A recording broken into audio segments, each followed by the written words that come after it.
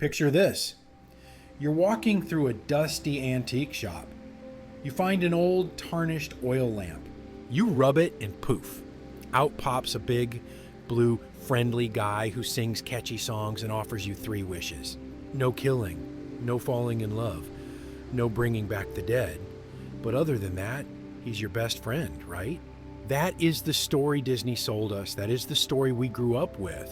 And that story is a lie. If you were actually wandering the deserts of the ancient Middle East and you encountered one of these entities, you wouldn't be singing. You would be terrified, because the Genie isn't a cartoon character. It is a Djinn. And in the original folklore, they aren't servants waiting in lamps to make your dreams come true. They are powerful, ancient, invisible shapeshifters who might just be standing in the corner of your room right now, watching you. Today, we are going to blow out the candle on the Disney fantasy. We are going back to the scorching deserts of Arabia to uncover the true history of the Djinn, beings made of smokeless fire who ruled the earth before humans, who can drive you mad, and who, according to millions of people today, are still very much alive. To understand what a Djinn actually is, we have to strip away the Hollywood glitter and go back to the roots. The word itself, Djinn, comes from an Arabic root that literally means hidden from sight or the hidden ones. That is your first clue. They aren't designed to be seen.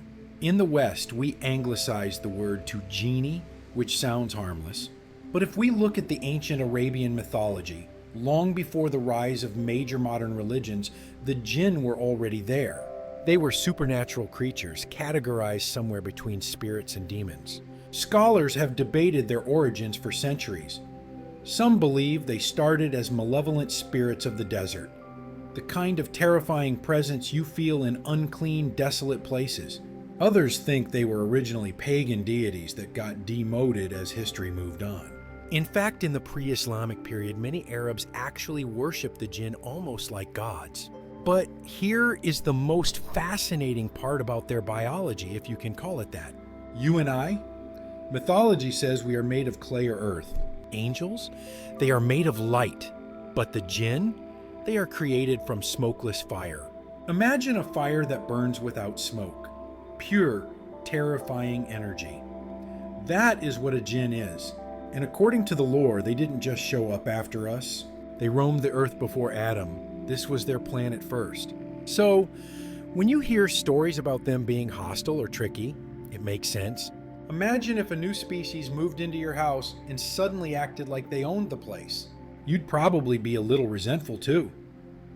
Now you might be thinking, okay, so they are fire demons. But it's more complex than that.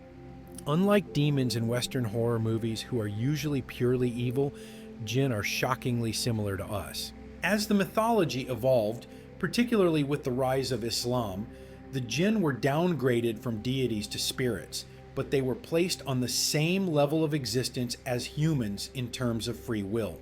This is crucial. A demon has to be evil. An angel has to be good. A Djinn? A Djinn can choose. They live in societies that mirror ours.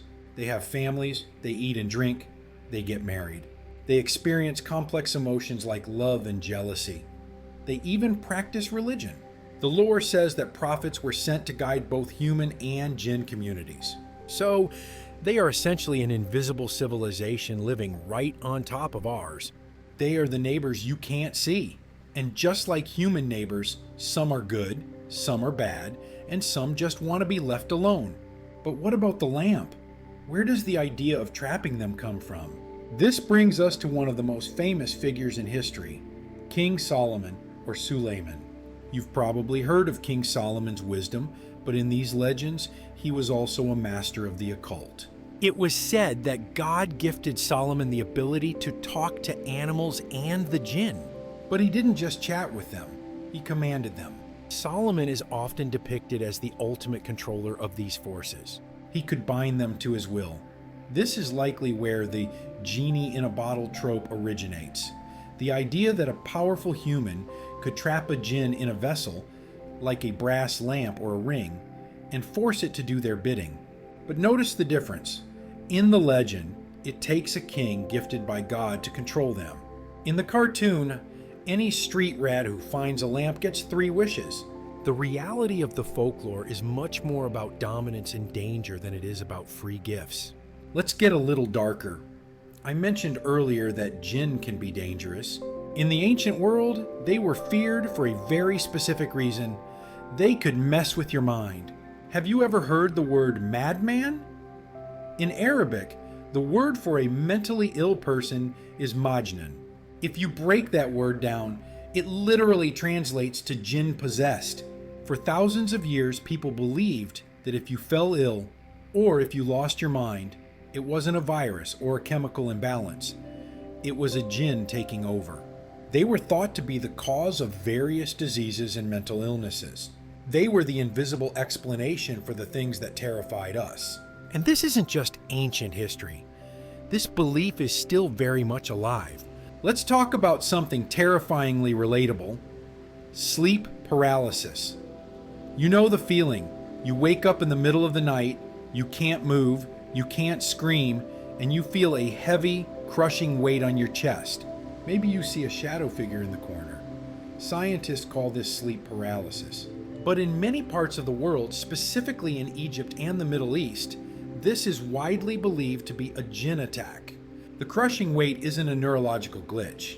It's a heavy spirit sitting on your chest, holding you down. When Islam spread outside of Arabia, the concept of the jinn spread with it, mutating and blending with local beliefs. In Iran, they were likened to the diva from Zoroastrian lore. In Morocco, they developed complex rituals to exorcise them. It's a global phenomenon of shadow people, all tracing their DNA back to that concept of smokeless fire. So, if the jinn are these complex, sometimes terrifying, invisible fire beings with their own society, how on earth did we get the blue guy in the lamp? We have to blame a Frenchman named Antoine Galland in the 18th century. The story of Aladdin's wonderful lamp is the most famous jinn story in the world. It's supposedly from the 1001 Nights, Arabian Nights. But here is the twist. Aladdin isn't in the original Arabic manuscripts. Aladdin's story is what scholars call an orphan tale. It was added to the collection in the 18th century by Western translators. It lacks an authentic Arabic source. The Western world took the concept of the jinn, stripped away the terrifying smokeless fire, stripped away the free will in the complex society, and turned them into a plot device, a wish-granting vending machine. The jinn of folklore doesn't want to grant your wish. They want to live their lives. They might have been worshipped once, then feared, then commanded by Solomon, and finally in our pop culture, reduced to a joke. So, the next time you watch a movie with a genie, remember the reality behind the fiction. The jinn are not cartoons. They represent humanity's oldest attempt to explain the unseen forces of the world, the strange noises in the desert, the sudden madness that takes a person's mind, the shadow that stands at the foot of your bed. They are the hidden ones. They were here before us, and according to the lore, they will be here after us. And unlike the movies, if you find an old lamp, maybe just leave it alone. You don't want to meet what's inside. If you enjoyed peeling back the layers of this ancient mystery, hit that like button and subscribe. And tell me in the comments, have you ever experienced sleep paralysis or seen something you couldn't explain? Do you think it was just a dream, or was it a hidden one? Let's keep uncovering history's shadows together. I'll see you in the next video.